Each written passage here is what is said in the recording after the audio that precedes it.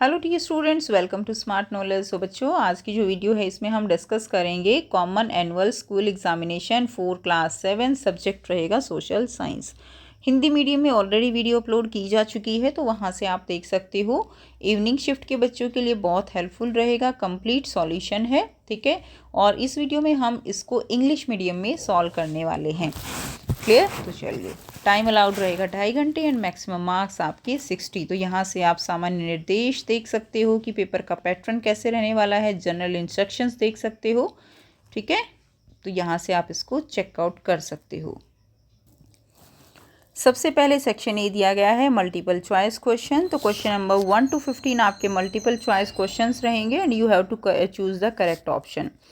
तो फर्स्ट है, fill in the blanks in the statement given below with the help of appropriate option. The Sikh established the dash system under which they were provided protection by taking 20% from the farmers.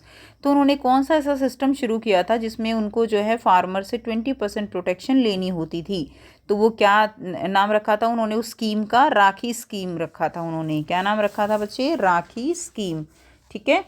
उसके बाद next देखिए, question है identify the correct match. तो इसमें आपको जो match correct है उसको आइडेंटिफाई करना है। तो फर्स्ट मुगल रूलर जो थे वो कौन थे? तो फर्स्ट मुगल रूलर जो है वो बाबर थे। नेक्स्ट है, read the following statement regarding Delhi Sultanate and select the correct option. तो आपको रीड करना है एंड करेक्ट ऑप्शन बताना है। तो slaves are called bandaga in Persian, तो ये बिल्कुल ठीक है। And Razia was the daughter of Sultan Iltutmish, ये भी ठीक है। Razia Sultan belong to Kakatiya dynasty, ये गलत है। तो फर्स्ट एंड सेकंड हमारा आंसर ठीक हो जाएगा, C will be the right answer. अगला क्वेश्चन देखिए, which of the following statement is correct regarding the Mughal ruler. Mughal ruler के जो है रिगार्डिंग कौन सी स्टेटमेंट इसमें ठीक है वो बतानी है। तो Babur propounded the policy of Sulh-i-kul. तो सुलेकुल की जो पॉलिसी थी वो बाबर ने प्रोपाउंडेड की थी, तो ऐसा नहीं था, वो अकबर के द्वारा की गई थी, ठीक है।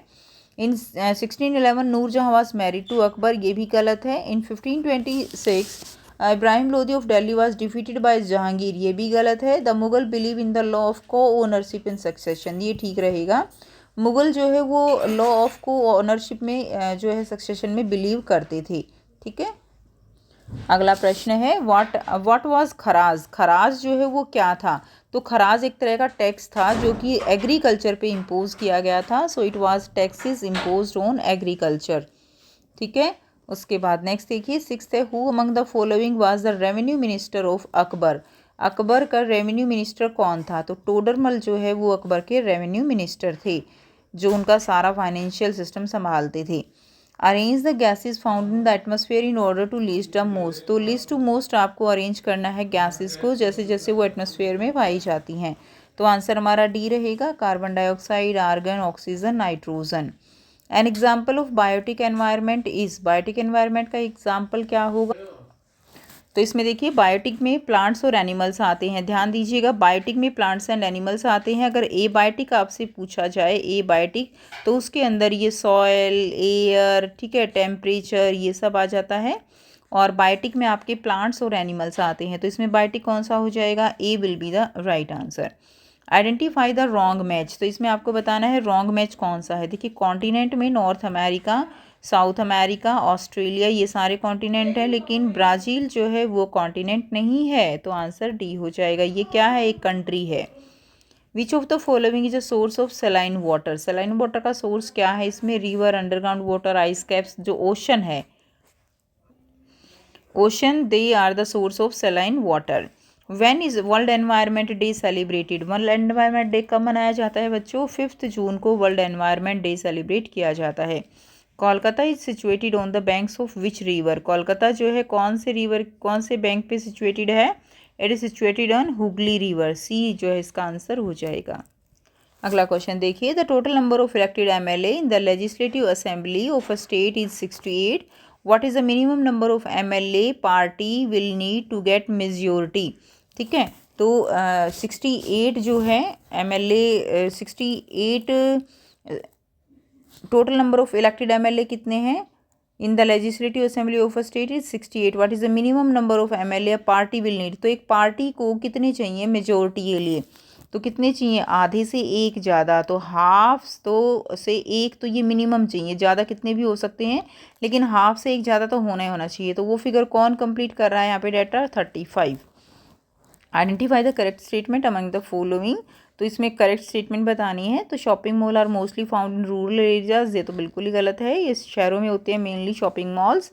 Branded goods are available in shopping mall, shopping mall में ब्रांडेड सामान मिलता है, तो ये ठीक है, ब्रांडेड मिलता है।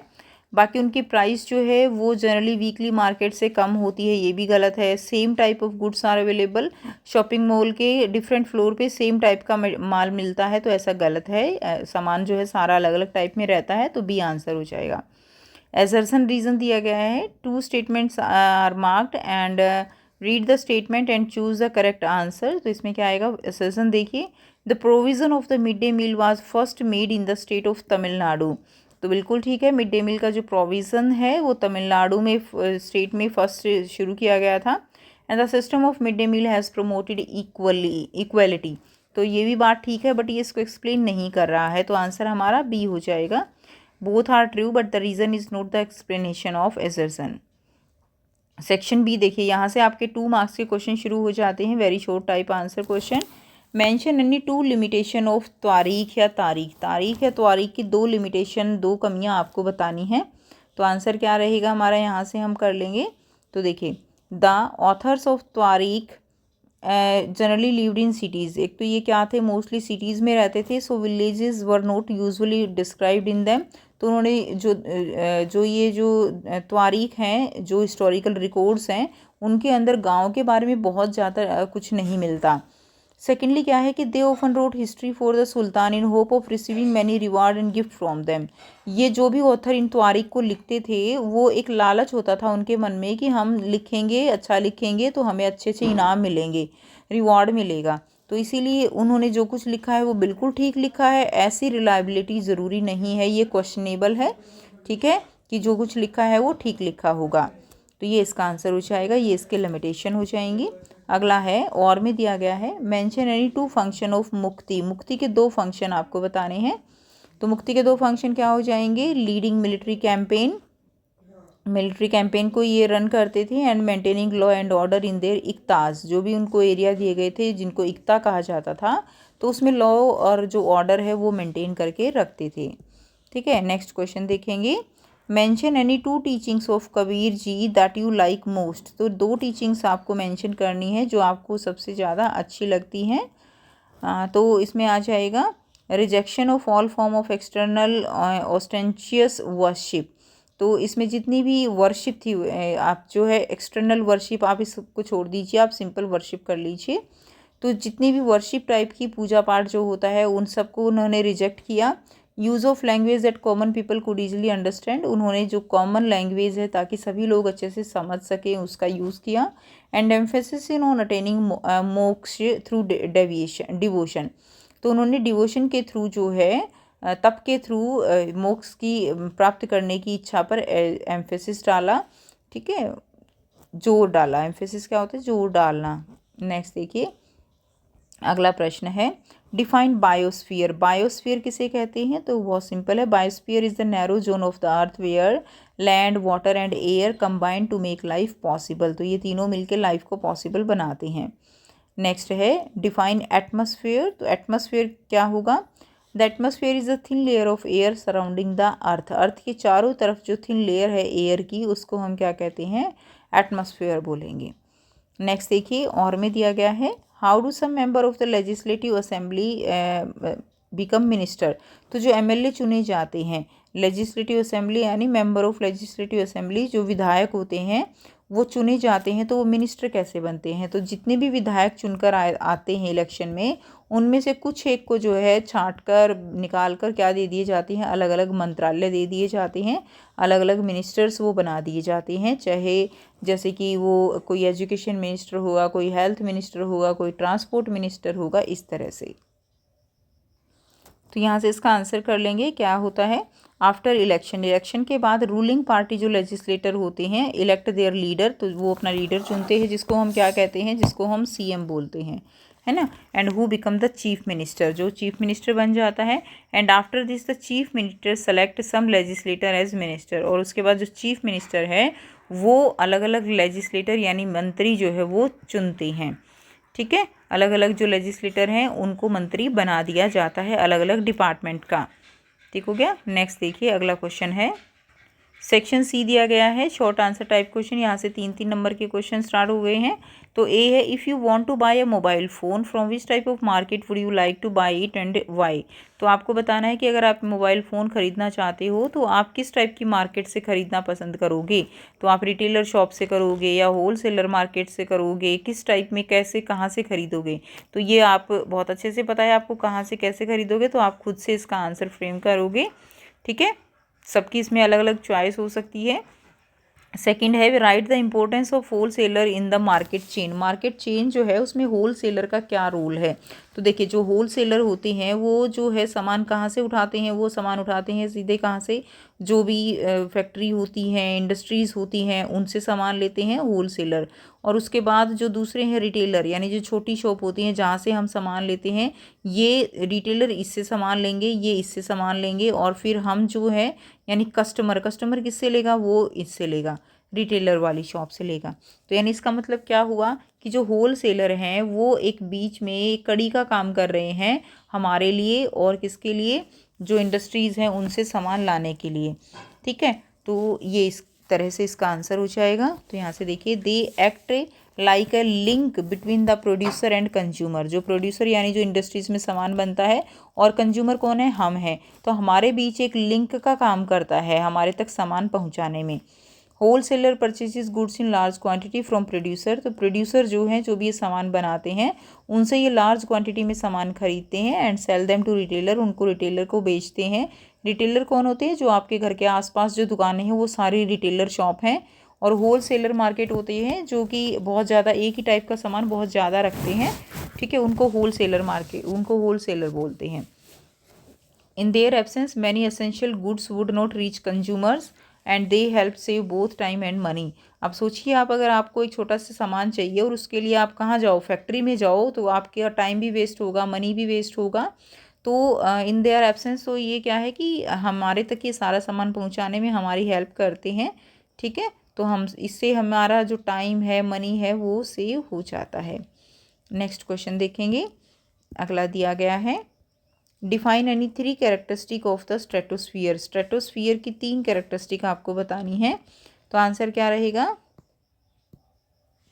This is the layer above the troposphere extending up to approximately 50 kilometre in height. तो ये लेयर है अबोव द ट्रोपोस्फियर, ट्रोपोस्फियर के ऊपर, extending up to approximately 50 kilometre तक। ठीक है, this layer is almost free from cloud and weather related activity. जिसके अंदर जो भी जैसे कोहरा होता है या ओले पड़ते हैं, इस तरह की जो एक्टिविटी होती हैं उनसे फ्री है ये लेयर। क्लाउड्स नहीं होते हैं इसके अंदर, तो इसीलिए क्या होता है, as a result its condition are ideal for flying airplanes. तो जो एरोप्लेन्स है उनको उड़ाने के काम ये जो लेयर है ये सबसे बेस्ट रहती है। तो ये इसका आंसर रहेगा। नेक्स्ट देखिए, describe any 3 characteristic of the troposphere. Troposphere जो लेयर है वो सबसे नीचे वाली लेयर है। तो इसका आंसर यहाँ से करेंगे हम। तो देखिए, it is the lowest layer of atmosphere. Atmosphere की सबसे लोवेस्ट लेयर है troposphere, with an average height of 13 kilometre. ठीक है, we breathe the air present in this layer. हम जो सांस ले रहे हैं इस एयर के अंदर ऑक्सीजन प्रेजेंट है इस लेयर में, तो जिसकी वजह से हम सांस ले पाते हैं। Almost all weather phenomena such as rain, fog and hailstorm occur within this layer. तो जितने भी फिनोमिना होते हैं, रेन है, फॉग है, हेल स्टॉर्म है, वो सभी इस लेयर में होते हैं। तो ये हमारा आंसर हो जाएगा। अगला क्वेश्चन देखेंगे, लॉन्ग आंसर टाइप क्वेश्चंस रहेंगे। Right any 5 characteristic of, section D है ना, right any 5 characteristic of ocean current. Ocean current की कोई 5 कैरेक्टरिस्टिक आपको बतानी है। तो देखिए, ओशन करंट क्या है, ocean current are stream of water that flow regularly across the ocean surface. तो ओशन सरफेस पे रेगुलरली ये फ्लो करती हैं। They are classified as warm and cold current. ठीक है, वार्म और कोल्ड करंट होते हैं। Warm current originate near the equator and flow towards the poles.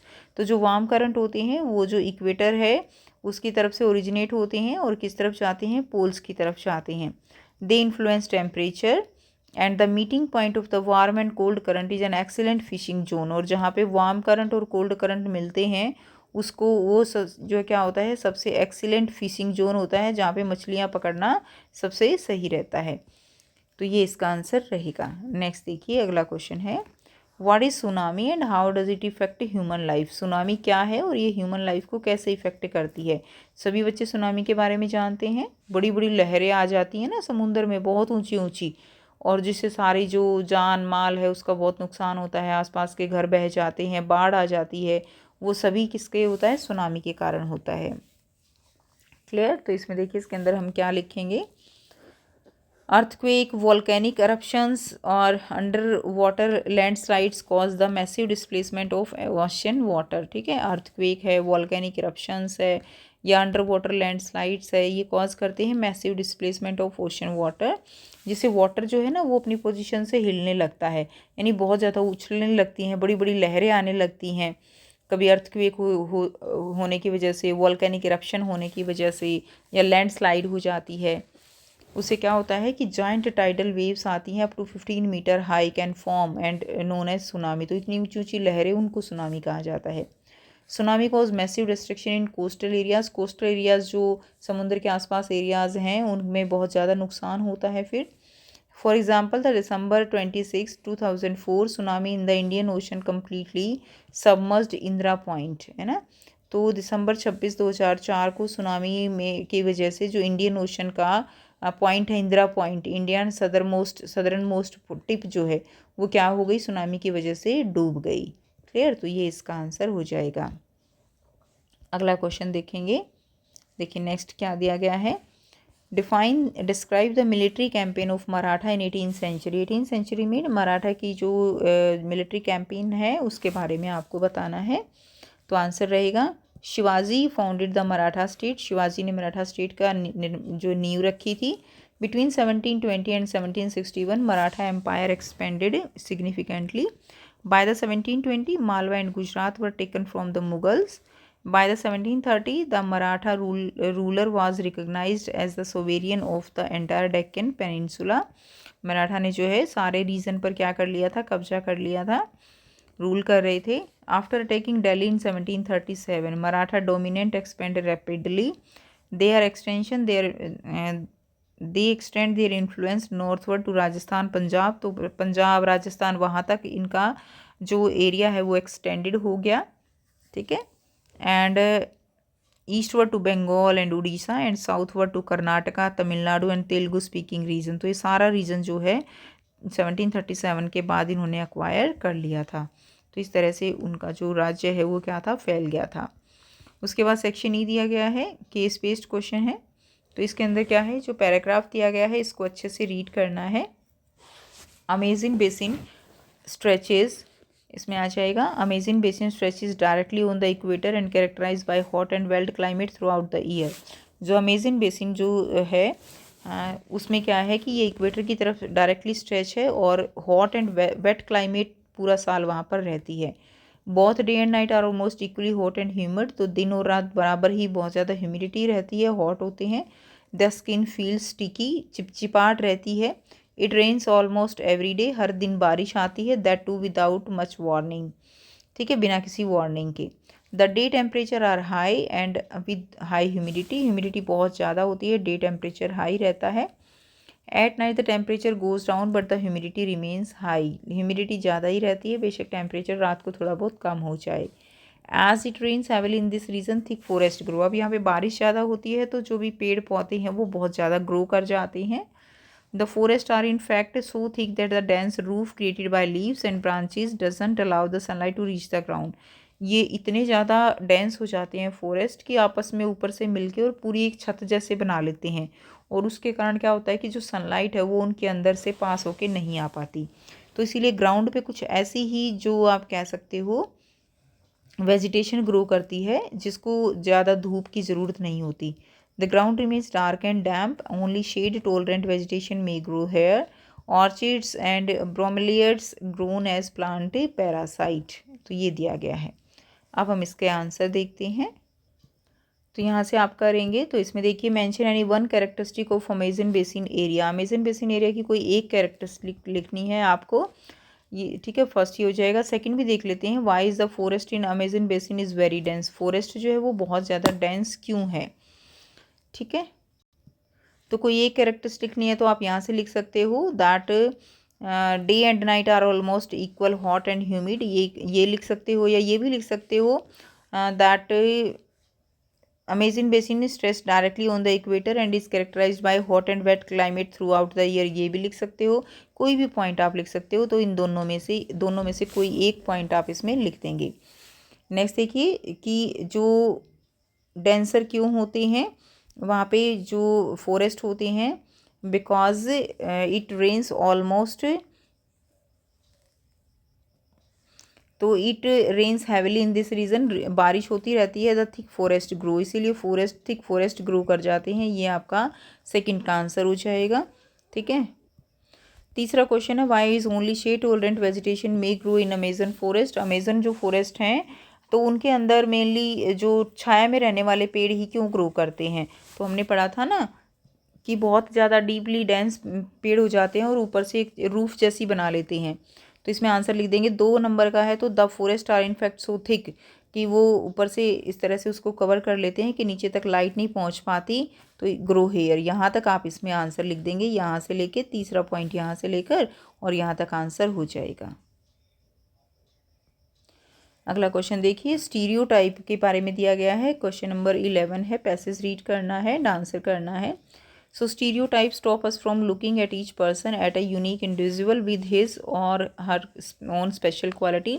Stereotype क्या होता है कि हम पहले ही बिना किसी के बारे में जाने सोचे समझे उसके बारे में अपने मन में एक बात बना लेते हैं, एक धारणा बना लेते हैं कि भाई इस जाति के लोग ऐसे होते हैं, इस धर्म के लोग ऐसे होते हैं, गांव के लोग ऐसे होते हैं, कुछ भी धारणा बना सकते हैं, उसको हम स्टीरियोटाइप कहते हैं, ठीक है। तो हम इससे क्या होता है ना कि पहले ही अगर मन में हम किसी के बारे में अपनी अपनी इमेजिनेशन कर लेते हैं तो क्या होता है कि उसकी जो भी अच्छी क्वालिटी है, स्किल है उसके अंदर, हम उसको पहचान ही नहीं पाते क्योंकि हमारे दिमाग में तो पहले ही ऑलरेडी उसकी इमेज बन चुकी है। दे fit large number of people into one pattern और टाइप। तो बहुत सारे लोगों को एक ही टाइप की धारणा में हम जो है सोच लेते हैं। Stereotype affect all of us as they prevent us from doing certain things that we might otherwise be good at. तो स्टीरियोटाइप हमें क्या है कि हमें हमारी जो सोचने की क्षमता है, किसी के बारे में अच्छा सोचने की, उसकी स्किल के बारे में सोचने की, वो एक तरह से ख़त्म हो जाती है, हमें वो प्रिवेंट करती है। इसमें क्वेश्चन है, एक्सप्लेन स्टीरियोटाइप। स्टीरियोटाइप क्या होता है ये आपको बताना है। तो यहाँ से इसका आंसर करेंगे, स्टीरियोटाइप क्या है। When we form a fixed perception about all people in a group और assume they share the same characteristic, it is called stereotype, ठीक है। तो हम एज्यूम कर लेते हैं एक ग्रुप के लिए जो उसकी कैरेक्टरिस्टिक है वो फिक्स कर लेते हैं, उसको स्टीरियोटाइप कहेंगे। नेक्स्ट क्वेश्चन देखिए अगला क्या दिया गया है, give one example of stereotype from your surroundings. One example देना है स्टीरियोटाइप का अपने सराउंडिंग से। तो आप कोई भी एग्जाम्पल दे सकते हो, जैसे कि अगर हम कहें कि जो गर्ल्स हैं खाना बनाना उन्हीं को आना चाहिए, ठीक है, they must know how to cook. तो इस तरह की चीज़ जो है आप कोई भी एग्जाम्पल दे सकते हो कि स्टीरियोटाइप का। उसके अलावा विलेजर्स, आप कह सकते हो कि जो गांव के लोग होते हैं वो अनपढ़ होते हैं, विलेजर्स आर इलिटरेट, ये भी एक धारणा है लोगों के, शहरों के लोग सोचते हैं ऐसा, तो ये भी एक स्टीरियोटाइप हो सकता है। तो कोई भी एग्जाम्पल आप इसमें दे सकते हो। थर्ड है, what are the disadvantages of stereotyping. इसके डिसएडवांटेज क्या हो सकते हैं। तो क्या हो सकते हैं, sometimes stereotype prevent us from doing things we might actually be capable of. तो ये थर्ड का आंसर हो जाएगा कि हम उसके बारे में, वो कैपेबल होता है लेकिन फिर भी हम उसके बारे में एक धारणा बना लेते हैं जो उसको वो चीज़ें करने से, या हम खुद उनको नहीं कर पाते, अपने बारे में धारणा बना लें हम कुछ भी। Most stereotype are negative and can often be harmful. तो ये मोस्टली नेगेटिव होती हैं और ये हार्मफुल रहती हैं, ठीक है। तो ये इसका आंसर हो जाएगा। अगला क्वेश्चन देखिए, क्वेश्चन नंबर 12 है, read the passage and answer the following question. Some people may experience both kind of discrimination. Discrimination होता है आपस में जो भेदभाव करते हैं, that basis on diversity and inequality. One reason of is that they belong to group whose culture is not valued. क्योंकि उनका कल्चर वैल्यूड नहीं है, उनको इतनी ज़्यादा तवज्जो नहीं दी जाती है, इसीलिए उनके साथ डिस्क्रिमिनेशन होता है। And above that if they are poor, और ऊपर से और भी ज़्यादा होगा अगर वो गरीब होंगे तो। एक तो हमारी सोसाइटी से मैच नहीं कर रहे होते हैं, ठीक है। ऊपर से फिर क्या है कि वो गरीब भी हैं, तो उनको डबल फेस करना पड़ता है discrimination. Tribal, some religious group and even particular region are discriminated against one or more of the these region, ठीक है। तो वाई डू पीपल डिस्क्रिमिनेट, लोग जो है डिस्क्रिमिनेट क्यों करते हैं? क्योंकि लोग जिसको डिस्क्रिमिनेट करते हैं वो उनको अपने से छोटा मानते हैं कि हाँ, जैसे एक बहुत अमीर व्यक्ति गरीब व्यक्ति से बात करना ही पसंद नहीं करता, तो ये क्या है? ये डिस्क्रिमिनेशन है। क्लियर? तो वो क्यों कर रहा है? Discrimination occurs when people consider others inferior. साथ वाले को तो कर लेगा, लेकिन दूसरे को क्या समझता है? वो इन्फीरियर समझता है कि ये इससे बात करना ठीक नहीं है, तो इस तरह से वो डिस्क्रिमिनेट करने लगते हैं। नेक्स्ट क्वेश्चन दिया गया है, अगला देखिए। Why do some people have to suffer from double discrimination, कुछ लोग जो है डबल डिस्क्रिमिनेशन से सफ़र होते हैं, क्यों? तो some time people don't value a community culture leading to discrimination. तो कई बार क्या होता है कि कुछ लोग जो है कम्युनिटी कल्चर और उससे के बेस पे उसको कुछ समझते नहीं हैं, उनके कल्चर को, और इसलिए उनके साथ क्या करते हैं? डिस्क्रिमिनेट करते हैं। जैसे ट्राइबल पीपल है, आदिवासी हैं, जो नॉर्मल पीपल हैं वो उनको कुछ नहीं समझते, तो इसीलिए उनके साथ क्या करते हैं? डिस्क्रिमिनेट करते हैं। ऊपर से वो कम्युनिटी अगर गरीब भी हो तो फिर क्या होगा? फिर तो और भी ज़्यादा हो जाएगा, वो फिर डबल फेस डिस्क्रिमिनेशन फेस करते हैं। अगला क्वेश्चन देखिए, नेक्स्ट दिया गया है, suggest any two ways to reduce discrimination in society. Society में दो तरीके बताइए जिनसे डिस्क्रिमिनेशन को कम किया जा सकता है। तो एक्सेप्टिंग डाइवर्सिटी, हमें जो है ये चीज़ अपना लेनी चाहिए डाइवर्सिटी को। ये हो सकता है recognising all culture as valuable, तो हमें ये नहीं समझना चाहिए कि केवल हमारा जो संस्कृति है, हमारी जो कल्चर है जिससे हम बिलोंग करते हैं वही अच्छी है, तो हमें हर तरह के कल्चर को अपनाना चाहिए। एनी अदर इम्पोर्टेंट पॉइंट, कोई भी इम्पोर्टेंट पॉइंट आप इसमें लिख सकते हो, ठीक है। तो ये इसका आंसर हो जाएगा। अगला क्वेश्चन देख लेते हैं। नेक्स्ट देखिए, रीड करना है पैसेज को और आंसर करना है। तो खुशनूर अपने बारे में बताती है कि हमें जो गर्ल्स हैं यानी हमें बहुत ज़्यादा इसके लिए संघर्ष करना पड़ा है अपनी फैमिली को मनाने के लिए, खेल के लिए। और खुशनूर कहती है कि मेरी मदर ने मेरा बहुत साथ दिया है, उन्होंने मुझे एनकरेज किया हर एक एक्टिविटी में, गेम्स में, स्विमिंग में, ड्रामा में, उन सब में पार्टिसिपेट करने के लिए। और यहाँ से कहा गया है कि आज भी बहुत सारी लड़कियाँ खेल नहीं पाती हैं, ठीक है। उनके घर वाले अर्लियर सम, अब तो फिर भी खेल पाती हैं, लेकिन पहले तो उनको बिल्कुल भी अलाउ नहीं किया जाता था कि उनको पढ़ाई करनी चाहिए या इस तरह के गेम्स खेलने चाहिए, ठीक है। तो ये रहेगा, इसके बेस पे क्वेश्चन करेंगे। आगे फिर इसी में अफसाना के बारे में दिया गया है कि अफसाना क्या कहती है, we are suppose to go home we finish, कि हमें जैसे ही खेल ख़त्म होता है घर जाना पड़ता है।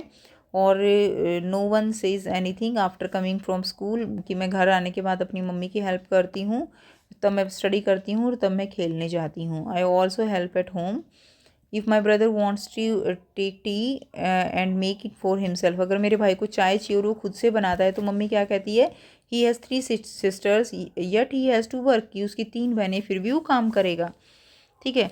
तो 13.1 है, to tell the truth we have not got all this very easily, कि हमें कि सब कुछ बहुत आसानी से नहीं मिला है। उसने, खुशनूर ने ऐसा क्यों कहा? उसने कहा कि इसलिए कहा कि बहुत ज़्यादा लड़ाई झगड़ा करना पड़ा घर वालों के साथ इसके लिए। Khushnoor and her friends had to work very hard to convince their families and to participate in sports, कि स्पोर्ट्स में पार्टिसिपेट करने के लिए घर वालों को मनाना पड़ा, और जिसकी वजह से जो है स्पोर्ट्स में पार्टिसिपेट किया। तो ये इसका आंसर हो जाएगा। तो इसीलिए कहते हैं कि ये बहुत very hard, it's very hard to convince their families, घर वालों को मनाना बड़ा मुश्किल था, है ना।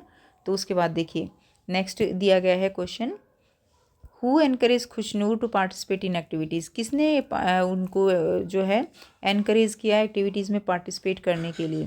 तो आंसर क्या रहेगा? खुशनूर मदर सपोर्टेड हर, खुशनूर की मदर ने उनको सपोर्ट किया। अगला क्वेश्चन देखेंगे, he has 3 sisters yet he has to work, उनकी 3 बहनें हैं फिर भी वो काम करते हैं। Which type of discrimination does this statement show, इसमें किस टाइप का डिस्क्रिमिनेशन दिखाया गया है? Any one method to eliminate this, इसको दूर करने के लिए कोई एक मेथड बताना है। तो इसमें ये कैसा डिस्क्रिमिनेशन है? ये जो है this story highlighted the gender discrimination, gender discrimination है कि लड़के ये काम नहीं कर सकते, लड़कियां ये काम कर सकती हैं, इस तरह का जेंडर डिस्क्रिमिनेशन है इसके अंदर, ठीक है। अगला देखिए, सेक्शन एफ दिया गया है, आउटलाइन मैप ऑफ इंडिया में आपको लेबल करना है कोई भी 5 जगह, Karnataka, Assam, Gujarat, Punjab, Tamil Nadu, waste Bengal.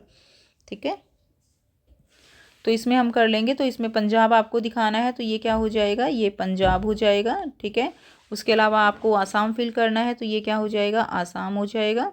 And waste Bengal, तो ये हो जाएगा वेस्ट बंगाल। उसके बाद आपको गुजरात दिखाना है, ये गुजरात हो जाएगा बच्चे, गुजरात। तो सारे स्टेट्स याद होने चाहिए आपको। ठीक है, उसके बाद आपको दिखाना है कर्नाटका, तो कर्नाटका कहाँ है, यहाँ है, ये कर्नाटका हो जाएगा। ठीक है, एंड उसके बाद तमिलनाडु, तो this one is Tamil Nadu. Clear. तो इस तरह से आपको जो मैप है वो फिल कर देना है। ठीक, तो ये थी कंप्लीट पेपर का सॉल्यूशन। आई होप सारे बच्चों को सारे क्वेश्चंस क्लियर हैं। एंड वीडियो अच्छी लगी हो तो ज़रूर से इसको लाइक करना, शेयर करना और चैनल को करना सब्सक्राइब। बाकी और सब्जेक्ट के लिए तो मिलते हैं आपसे नेक्स्ट वीडियो में। Till then take care, bye bye and best of luck.